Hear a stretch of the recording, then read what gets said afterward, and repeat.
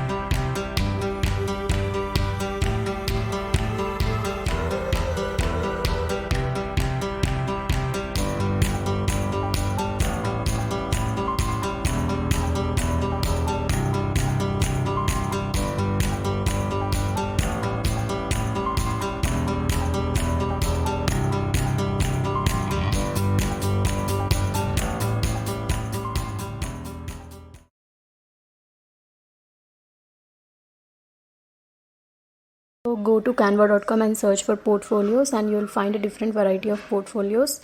and choose one portfolio that suits your requirement and do the changes here and there, like giving the intro part, editing the profile picture, and providing information of your portfolio or your niche, and editing your skills and experiences like design, photography, social media marketing, and something, and